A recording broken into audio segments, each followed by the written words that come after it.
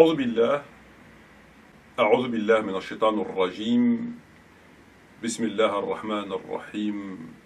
الحمد لله رب العالمين، وصلاة وسلام على سيدنا محمد وعلى آله وصحبه أجمعين. والسلام عليكم ورحمة الله وبركاته.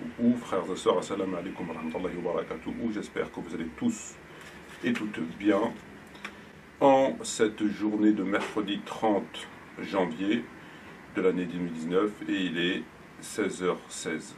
16h16.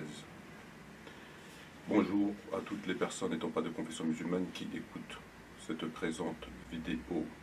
Frères et sœurs, comme l'indique l'introduction de celle-ci, nous allons nous intéresser au jeûne du jour de Arafat.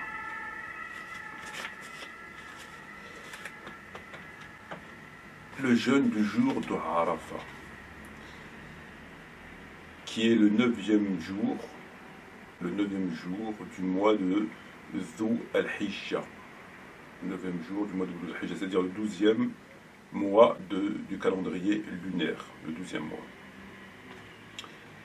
Alors, avant d'entrer dans le vif du sujet, nous allons écouter quelques extraits très rapidement et on se retrouve, Inch'Allah, ensuite afin d'évoquer ce sujet. Écoutons les extraits.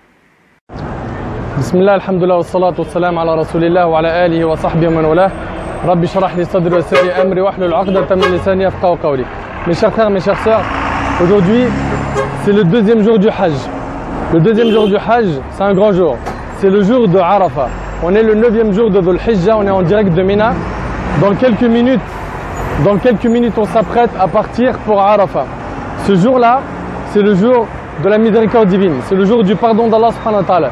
C'est le jour où Allah subhanahu wa ta'ala a franchi le plus grand nombre de ses serviteurs du feu de l'enfer.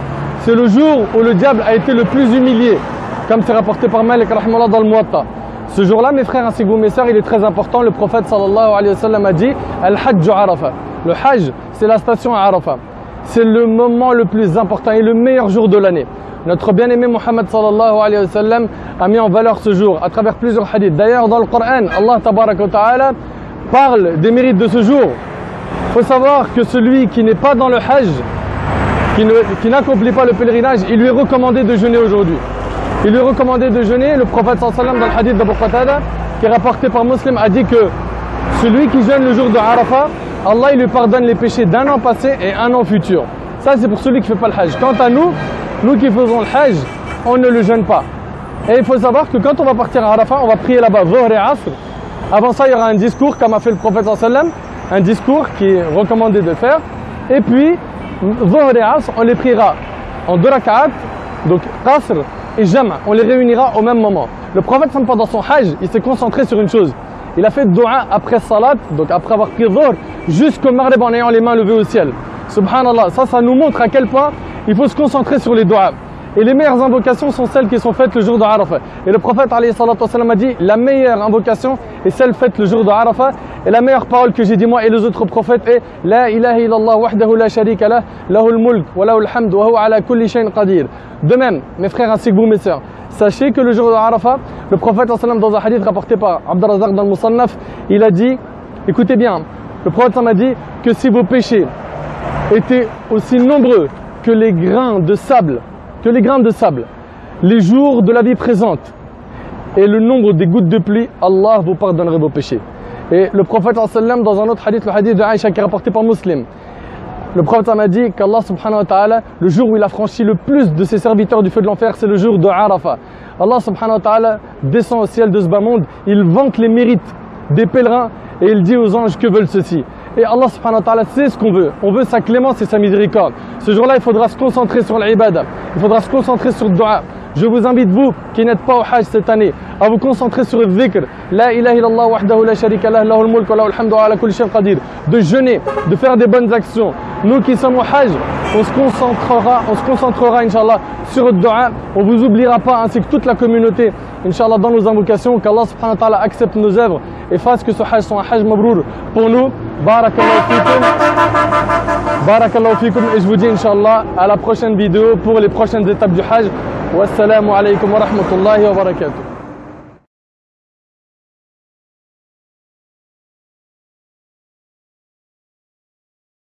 Bismillahirrahmanirrahim, alhamdulillah wa salatu wa salam ala rasulillah. Mes frères et sœurs, jeudi prochain, c'est-à-dire de cette semaine, est un jour particulier, c'est le jour de Arafat. Et le jour de Arafat, Allah subhanahu wa ta'ala sauvera beaucoup de gens de l'enfer. Et le Nabi sallallahu alayhi wa sallam nous a recommandé de jeûner ce jour qui est très important, le jour de Arafat.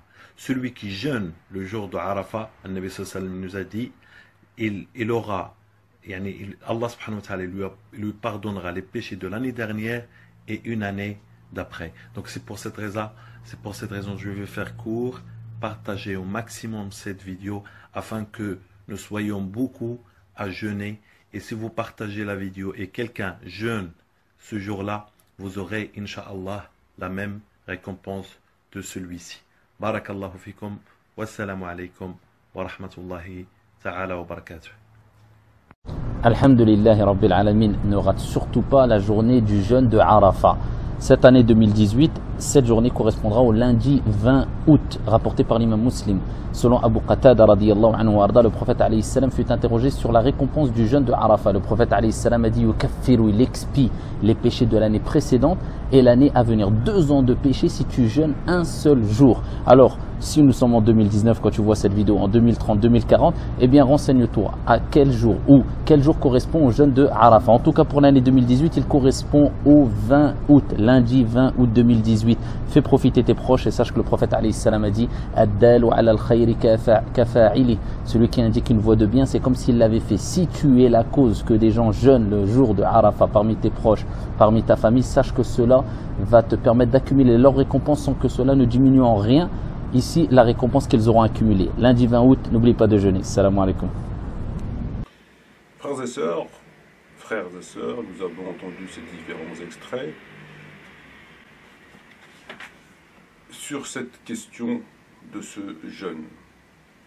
Sur cette question de ce jeûne, il semble qu'il y ait un consensus sur cette question.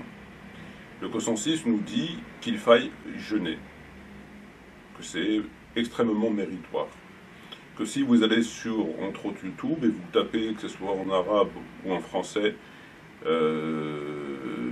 jeûner le jour de Arafat par exemple, vous allez tomber sur d'innombrables vidéos réalisées par tantôt des chouyours, tantôt des serpillères, notamment en France, qui évoquent ce sujet avec les mêmes hadiths qui reviennent. Et c'est un sujet qui est, comme nous le savons, récurrent puisqu'il est évoqué chaque année. Chaque année, on sait, c'est toujours le même disque, c'est toujours la même chose. C'est comme ça en France depuis un siècle. On a droit au même discours sur les questions de... Alors finalement, les hadiths, ils sont clairs. On va les lire ensemble. Les hadiths, ils sont clairs. Ils sont parfois sahih, notamment dans le Sahih Muslim. Tout le monde parle vraisemblablement d'une seule et même voix, que c'est une sunna de jeûner. Qu'y a-t-il à dire d'autre que ce que nous avons entendu? Alors, dans mes investigations, dans mes lectures, qui sont encore au stade, sur ce sujet, à un stade préliminaire, on est encore assez loin des tarawih. La première des choses que j'ai à dire et que je constate, sans en tirer des conclusions à ce stade, parce qu'il est trop tôt pour en tirer des conclusions, c'est que il y a des choses que l'on peut objecter, que l'on peut raisonnablement objecter sur ce consensus que nous avons entendu. Lorsque vous écoutez ces vidéos, cette intervention, et que vous allez sur Internet et que vous tapez sur Google jour Arafat, vous tombez sur des tas de sites qui disent tous plus ou moins la même chose. Qui disent tous plus ou moins la même chose, aussi bien oralement que par écrit, aussi bien en France qu'à l'étranger. En d'autres termes, ce qu'on peut affirmer, ce que nous allons en tout cas constater ensemble, c'est qu'ils n'ont pas, à aucun moment, ils n'ont évoqué la contestation. Aucun d'entre eux, oralement ou par écrit, n'a évoqué, de quelque manière que ce soit, une contestation par rapport à ce consensus. Donc tous disent la même chose. Et donc tous affirment qu'il n'y a pas de divergence sur cette question, puisqu'ils n'avancent aucun élément qui viendrait contredire ou mettre à mal ou relativiser ce consensus, cette sunna, alors qu'il en existe. Et je suis là pour vous les donner. Et je pense que c'est la première fois que vous allez entendre ce que je vais vous dire. Première fois, malheureusement. Alors, les hadiths, on va les lire rapidement. On les a entendus rapidement dans les vidéos. On va quand même en lire quelques-uns. Le prophète Mohammed a interrogé sur le jour de Arafat. Il expie l'année précédente et l'année en cours, rapporté dans le Sahih Muslim. Le jour de Arafat, j'espère qu'Allah expie l'année qui suit l'année précédente.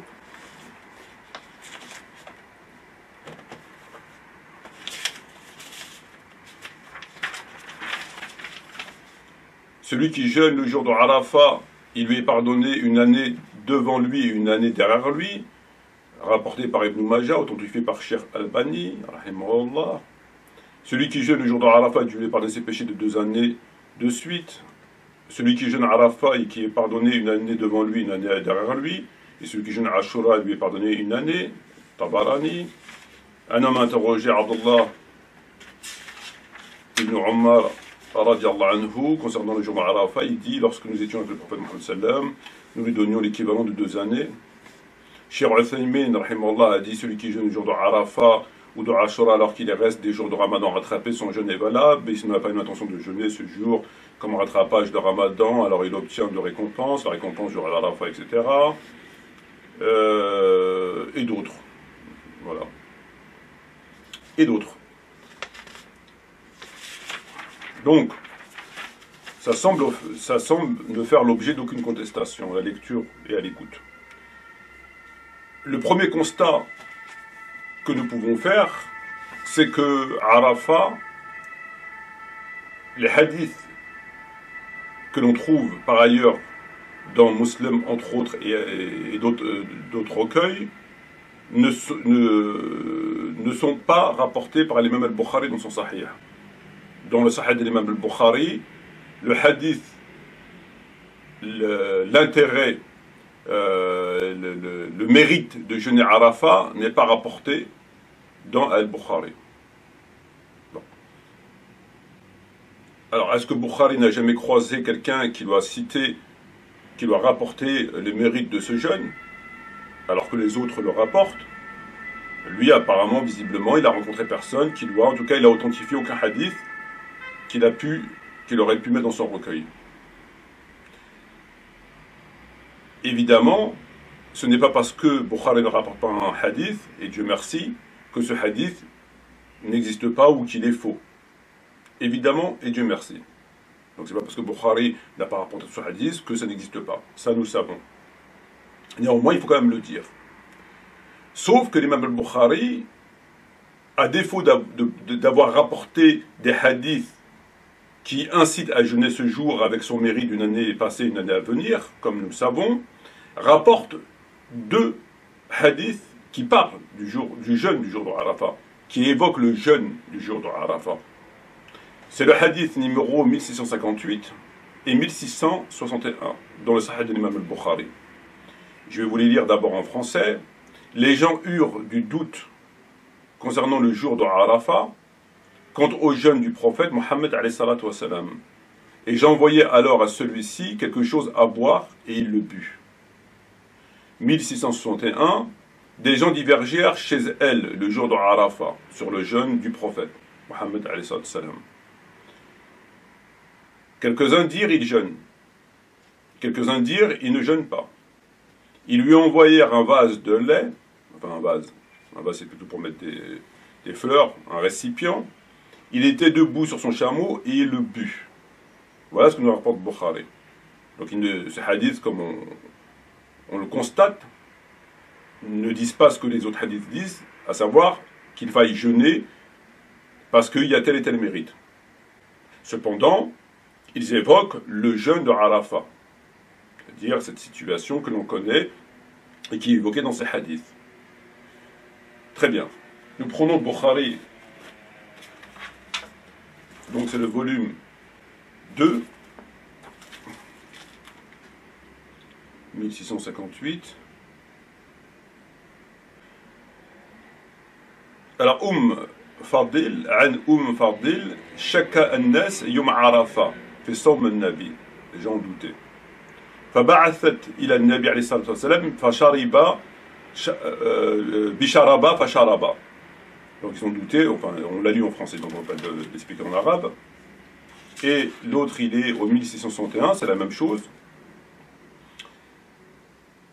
عن فضل بنت حارث إن الناس اختلفوا عندها يوم عرفة في صوم النبي عليه الصلاة والسلام فقال بعضهم هو صائم وقال بعضهم ليس بصائم فأرسلت إليه بقدع البن وهو واقف فشرب. C'est la même chose. Quelle analyse, quel commentaire, quelle conclusion pouvons-nous apporter de ces deux hadiths, de ces deux récits?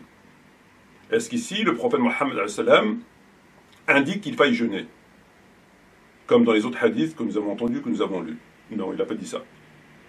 Ici, il ne dit pas qu'il faut jeûner. Ici, ça évoque le jeûne de Arafat, c'est tout. Cette idée de jeûne de Arafat. Mais il n'a pas dit qu'il faut jeûner, très bien. Il se trouve que les gens ont douté pour savoir si le prophète jeûnait ou pas. Ils ne savaient pas s'il jeûnait. Donc on lui a rapporté à boire et il a bu. Donc il ne jeûnait pas. Très bien. Voilà ce qu'on peut tirer de ces deux hadiths, Sahih, Bukhari. Que le prophète n'a pas jeûné le jour d'Arafat alors qu'il était pèlerin. Il n'a pas jeûné. Ok. C'est ce qu'on doit tirer du hadith. La première lecture, la première conclusion que nous pouvons tirer. L'analyse que l'on doit, qui s'impose à travers ces deux textes, en parallèle, en marge des autres, c'est que ces gens ne connaissaient pas. Est-ce que ces gens qui se demandaient si le prophète jeûnait ou pas, est-ce que ces gens ne connaissaient pas les hadiths qu'il faille jeûner? Je m'explique.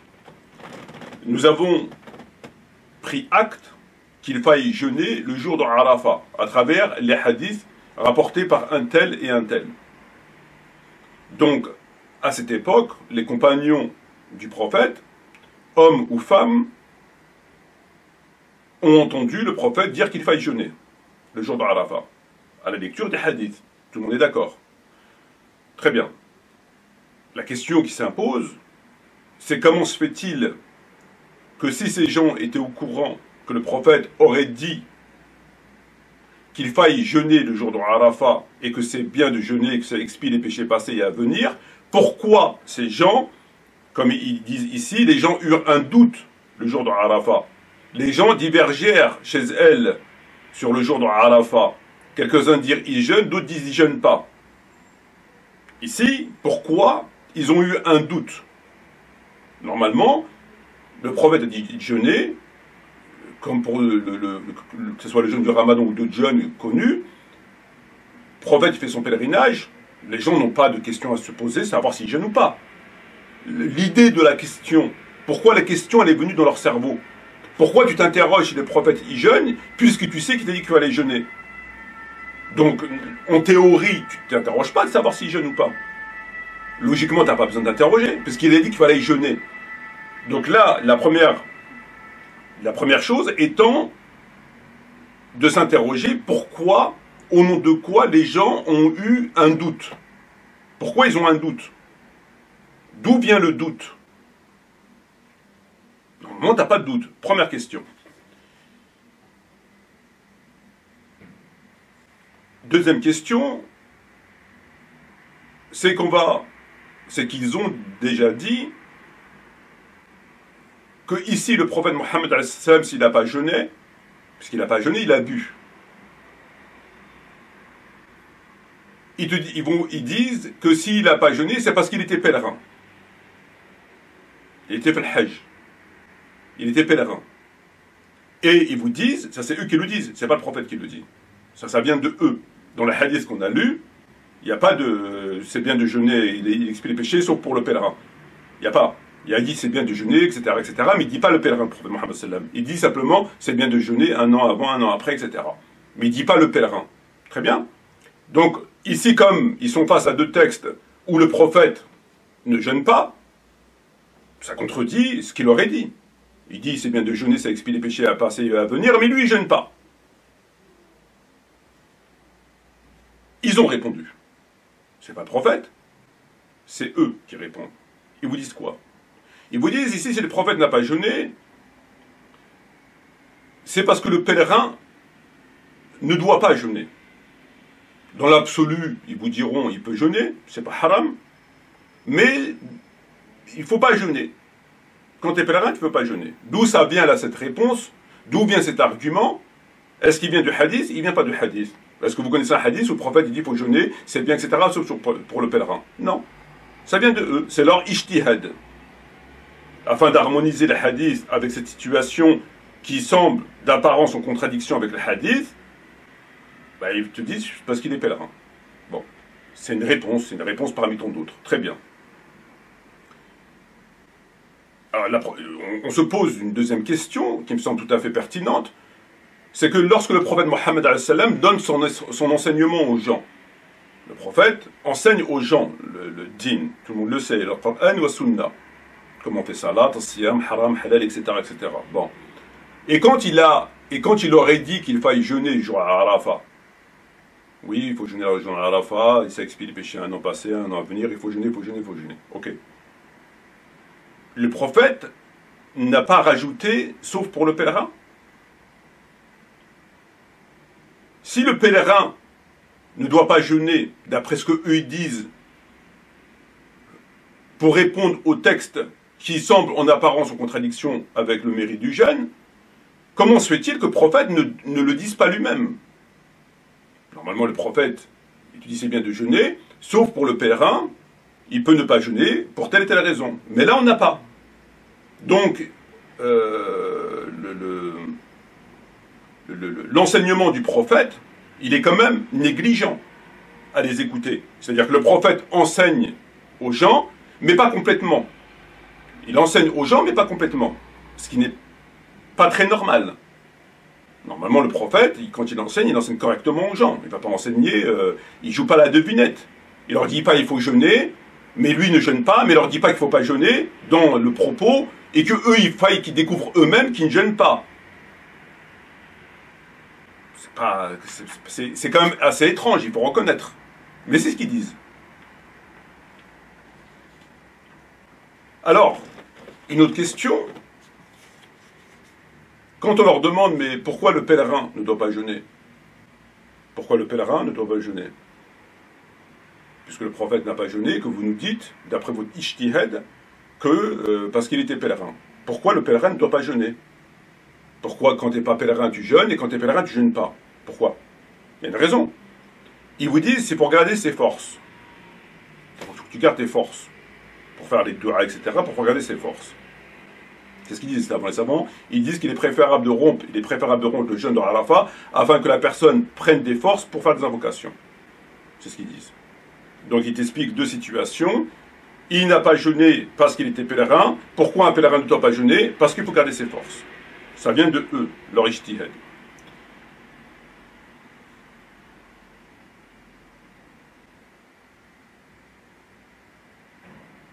Quand le prophète il fait le pèlerinage,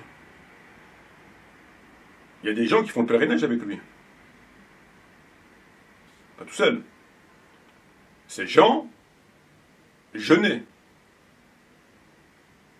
Ah oui, parce qu'il leur a dit qu'il fallait jeûner, le Arafat. Et il n'a pas dit qu'il ne faut pas jeûner quand tu es pèlerin. Donc, ces gens jeûnaient forcément.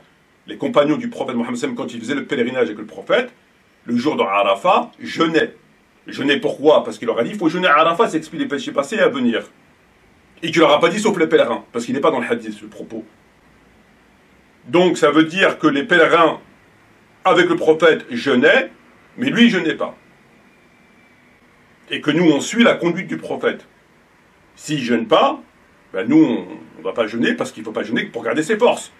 Si le prophète a besoin de force, à plus forte raison, un compagnon. Si le prophète ne jeûne pas, parce que c'est mieux de ne pas jeûner, c'est mieux, c'est pas obligatoire, ok, mais c'est mieux. Les autres, ils ne jeûnent pas. C'est toujours comme ça dans l'islam. Le principe, c'est de suivre le prophète. On n'est pas mieux que le prophète. Donc ça veut dire que le prophète fait le pèlerinage avec ses compagnons. Il ne jeûne pas, mais les autres, ils jeûnent. Et ils ne sont pas au courant que le prophète, il ne jeûne pas. Ils ne sont pas au courant. Donc, si je comprends bien, si Fadl elle n'aurait pas donné à boire au prophète, ça ne leur est pas venu dans la tête de lui donner à boire, on aurait pensé qu'il avait jeûné. Et les gens auraient jeûné avec lui, jusqu'à ce qu'ils apprennent à un moment donné par hasard qu'ils ne jeûnent pas. Et qu'aujourd'hui, les gens jeûneraient même s'ils sont pèlerins. Donc on a su un enseignement primordial de façon tout à fait, entre guillemets, hasardeuse. Parce que les gens disent, tiens, est-ce qu'ils jeûnent, est-ce qu'ils jeûnent pas? Lui, il n'a rien dit, les gens avec lui, ils jeûnent, les hadiths, ils disent rien, on apprend ça par hasard. Donc c'est une science qui est complémentaire du hadith, qui est donc primordiale, mais qui est apprise, connue, de façon tout à fait hasardeuse. Par la simple interrogation d'un certain nombre de personnes, dont l'interrogation elle-même, on ne comprend pas pourquoi ils s'interrogent, puisqu'ils demandent lui de jeûner. C'est pas normal. Donc c'est quand même un enseignement assez négligé du prophète. Ça ne ressemble pas au prophète. Le prophète, quand il dit des choses, il explique qu'il faille ou fait pas, quand, enfin bref. Je poursuis. Ils ont dit que c'était pour garder des forces. C'est ce qu'ils disent. Pourquoi on ne jeûne pas quand on est pèlerin? C'est pour garder des forces. Très bien. Alors le prophète n'est pas capable de jeûner un jour, c'est-à-dire le jour avant, il ne jeûne pas. Et le jour après, il ne jeûne pas, parce que c'est l'Aïd. Très bien. Et il ne jeûne pas parce qu'il a besoin de force. Parce que il jeûne, il n'aura pas assez de force. Même s'il a mangé la veille, et même s'il mange le lendemain. Le prophète, lui, qui était un ascète, dont au début il jeûnait plusieurs jours consécutifs, etc., etc., on connaît l'ascétisme du prophète, ah ben là, il n'est pas capable. Voyez-vous? Ah ben là, il n'est pas capable. Ah ben il faut qu'il mange. Il faut les tartines bien beurrées, de la confiture, du Nutella. Ben, il faut qu'il prenne des forces pour faire le dua, pour que Dieu l'entende. C'est pour ça que lui, il ne jeûne pas. C'est ce qu'ils disent, les savants. Enfin, en tout cas, une partie des savants, c'est ce qu'ils disent. Ils disent qu'il est préférable de rompre le jeûne d'Arafat afin que la personne prenne des forces pour faire des invocations, pour faire des dua. Donc le prophète ne jeûne pas la veille, même les jours précédents, parce qu'il n'y a pas de jeûne, donc ça va. Il ne jeûne pas après Arafat, parce qu'il n'a pas jeûné, c'est l'Aïd, donc ça va. Mais il n'est pas capable de jeûner un jour. Pourtant c'est un jour méritoire, et lui donne l'exemple. Il n'est pas capable. Et on l'apprend de façon tout à fait par hasard. C'est pas lui qui le dit. Lui, il n'est pas capable.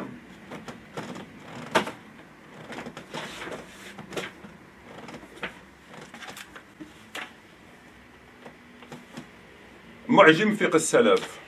Lui, il n'est pas capable, mais on apprend. Wa kanat Aïcha, radiyallahu anha, tasum yom Arafa, fil hajj. Wa kanat Aïcha, tasum yom Arafa, fil hajj. Mais Aïcha, elle est capable. Elle n'a pas besoin de force pour faire les invocations. Sa femme, elle est capable de jeûner un seul jour. Lui, non. Wasa'el Ibn Omar an Soum Yom Arafa. On a demandé à Ibn Omar concernant le jeûne de Arafa. فقال لا يصومه الرسول عليه الصلاة والسلام ولا أبي بكر ولا عمر ولا عثمان. On a demandé à Ibn Omar concernant le jeûne de Arafat. Il a dit le prophète ne jeûnait pas, Abu Bakr ne jeûnait pas, Omar ne jeûnait pas, et ni Uthman. ونهى عمر بن الخطاب عن صوم يوم عرفة. Omar a interdit le jeûne de Arafat. Contradiction, parce qu'il faut le citer pour être tout à fait complet. وسائل حسن البصري عن صوم يوم عرفة فقال صامه عثمان بن عفان في يوم حار. On a demandé à Hassan al-Basri concernant le jeûne de Arafat, il a dit Uthman ibn Affan l'a jeûné durant un jour de chaleur. Donc là, ça va dans tous les sens. D'un côté, on vous dit que le prophète doit garder des forces, mais Aïcha, elle a jeûne. On vous dit que Omar a interdit le jeûne de Arafat, que d'un côté, le prophète, Omar, Uthman, Abu Bakr ne jeûnaient pas, que Omar a interdit le jeûne de Arafat, mais on a demandé à Hassan al-Basri, Uthman le jeûnait un jour de chaleur. Mais le prophète, lui, il n'est pas capable. Donc là, ça va un petit peu dans tous les sens. Je poursuis.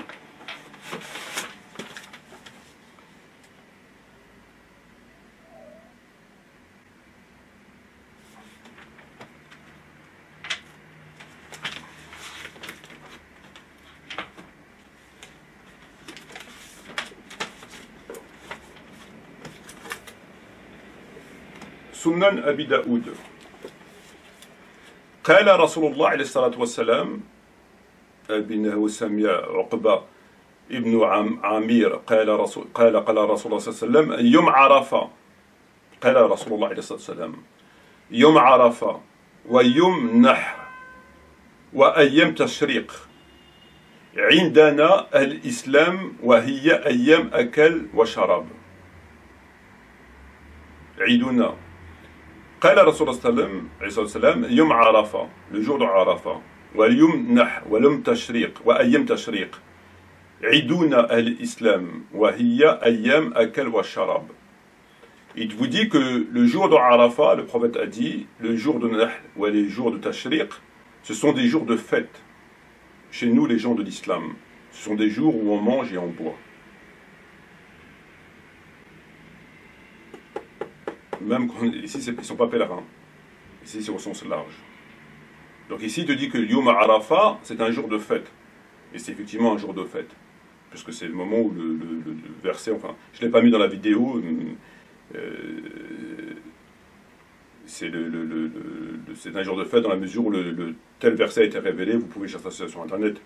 Donc, ils vous disent ici, c'est un jour de fête chez nous, les gens de l'islam. C'est un jour où on boit et on mange.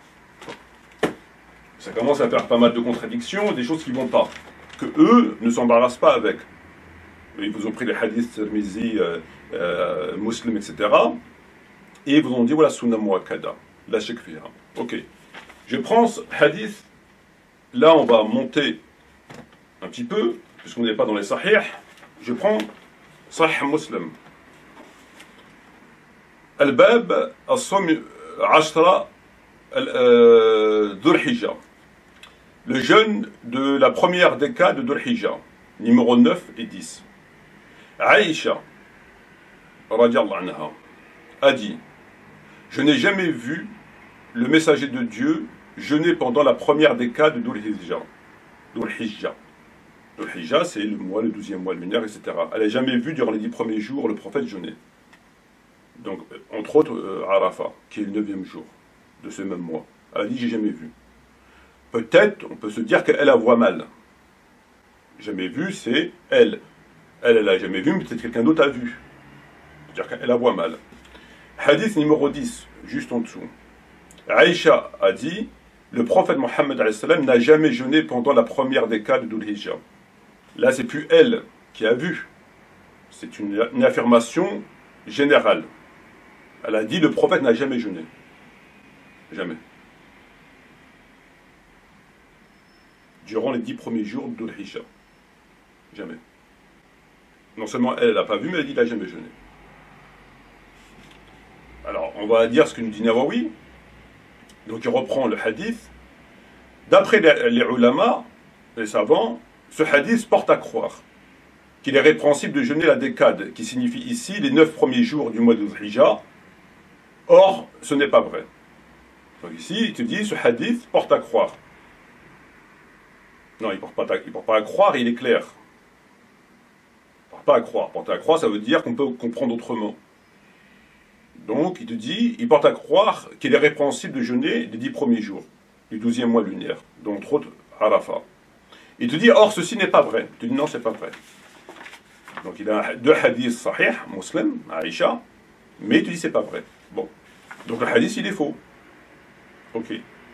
Car il n'est point répréhensible de jeûner ces 9 jours. Bien au contraire, le jeûne est fortement recommandé, notamment le 9e jour qui correspond au jour de la station de Arafat.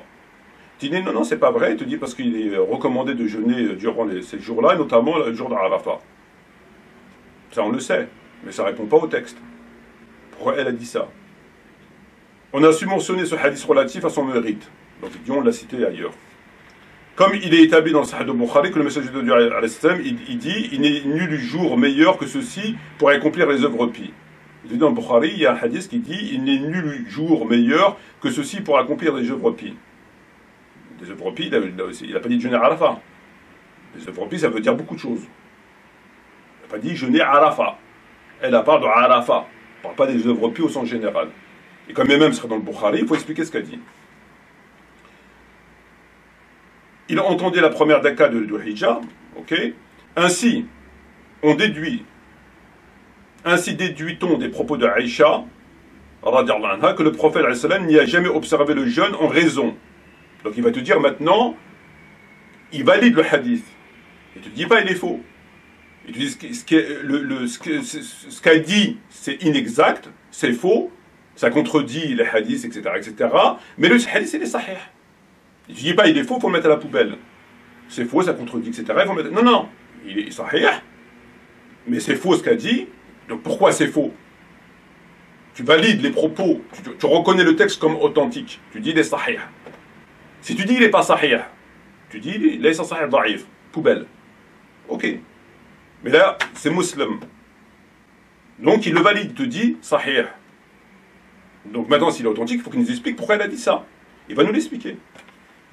Ainsi, on déduit des propos de Aïcha que le prophète n'y a jamais observé le jeûne en raison d'un empêchement. Parce qu'il avait un empêchement. Et il était occupé. Ben, quand il est occupé, le prophète, il ne gêne pas. Tout le monde le sait. Quand il fait de la peinture, ou il change une ampoule, ah, il gêne. Ben non, il ne gêne pas. Ben, il gêne le ramadan quand il n'est pas occupé. Ah ben oui. Il a eu un empêchement. Un empêchement qui l'a empêché de jeûner. Ah, mais tout le temps, l'empêchement. Parce qu'elle a dit, elle ne l'a jamais vu. Elle n'a pas dit une fois, elle ne l'a jamais vu. Donc il a eu un empêchement tout le temps. C'est beaucoup de coïncidences. Non seulement, il ne gêne pas parce qu'il a un empêchement, je ne savais pas, et en plus, il a un empêchement tout le temps. Bon. Tel que la maladie. Donc il est tombé malade. C'est pas les changements d'ampoule, non, c'est par exemple la maladie. Bon. Le voyage. Quand il voyage, ben, il ne gêne pas. Ben, il voyageait toujours à Arafat. Ou autre chose. Ou encore qu'elle ne l'avait pas vu en état de jeûne. Elle ne l'a pas vu. Il jeûnait, mais elle ne l'a pas vu. Mais elle n'a pas dit ça. Elle a dit, je ne l'ai pas vu, mais après elle dit, il n'a jamais jeûné pendant la première des 4. Il n'a jamais jeûné. Elle est catégorique, il n'a jamais jeûné.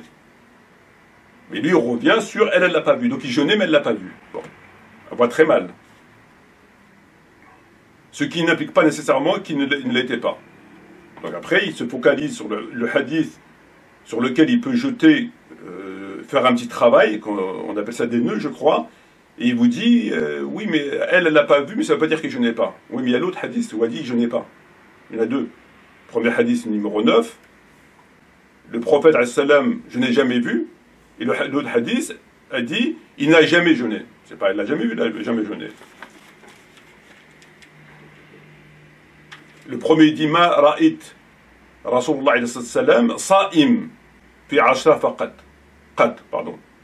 Je l'ai jamais vu. Et l'autre hadith, il dit, Aïcha radiallahu anha, inna nabi sallam lam yassum. Lam yassum. Ne jeûnez pas, catégorique.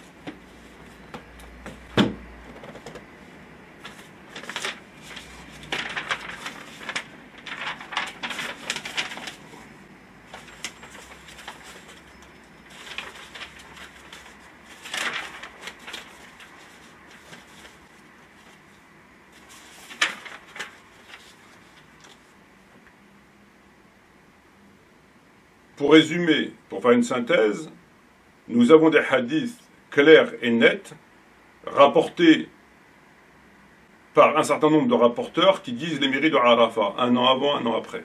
Taïeb. Ça fait consensus, il n'y a pas d'autre son de cloche, il n'y a pas d'objection. En tout cas, on veut nous faire croire. Il se trouve qu'il y a une objection. Déjà, il devrait le dire qu'il y a une objection. Et pourquoi il y a tel et tel texte? Il faut comme pour Tarawih. Ils font exactement comme pour Tarawih. Première objection, c'est que l'imam al-Bukhari ne rapporte pas comme eux ils rapportent. C'est pas en soi un dalil, bien loin de là, évidemment, mais il faut quand même le dire. Deuxième des points, c'est que le Bukhari rapporte le 1658 et le 1661, dans lequel un texte étrange, des gens s'interrogent, est-ce qu'ils jeûnent? Pourquoi tu t'interroges s'ils jeûnent ou pas, puisqu'il vous a dit de jeûner? Donc pourquoi, d'où te vient la question? C'est déjà étrange. Le prophète ne jeûne pas, on lui ramène à boire et ne jeûne pas. Que fait-on avec ces textes? Comment doit-on les expliquer? Ijtihad de la part des savants, il jeûnait pas parce qu'il gardait ses forces. Ijtihad. Ça vaut ce que ça vaut. Ça vaut ce que ça vaut. C'est pour garder ses forces. Donc, le pèlerin ne doit pas jeûner. Enfin, le principe, c'est pas obligatoire, mais c'est comme ça. Et on suit nous le prophète. Depuis quand le prophète est à ce point fait pour pas jeûner? C'est pas possible. Aïcha a jeûné. Lui, il jeûnait pas. C'est pas possible.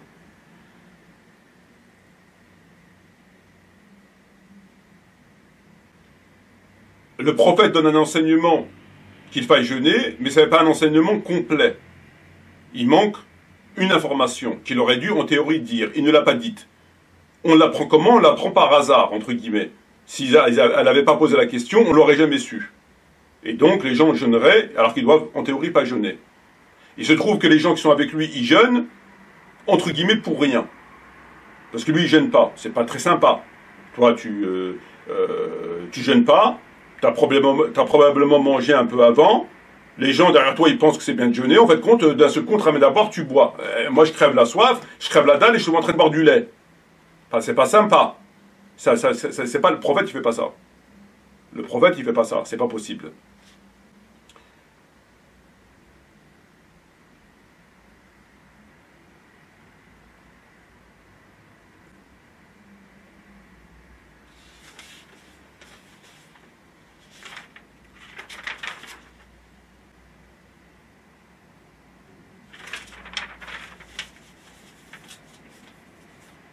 On apprend dans le Kitab Al-Mu'jam al-Fiqh al-Salaf des hadiths qui sont quand même assez étonnants, ceux qu'on a cités, et qu'eux ne citent pas. On apprend dans le hadith, probablement Abi Daoud Ta'if, comme quoi que le prophète a dit, entre Arafat, c'est un jour de fête, chez les gens de l'islam. C'est un jour où on mange et on boit. On apprend dans Sahih Muslim que Aïcha a dit, le prophète n'a jamais jeûné. Je ne l'ai jamais vu, il n'a jamais jeûné. L'explication de Nawawi, bon, ça vaut ce qu'elle vaut. Alors, que doit-on faire de tous ces textes? D'un côté, on a le hadith clair, il faut jeûner, c'est bien, etc. D'un côté, on a tout ça, qu'est-ce qu'on fait? Où est la vérité, où est le mensonge? Sur ce, shukran jazilan wa salam alaikum wa rahmatullahi wa barakatuh.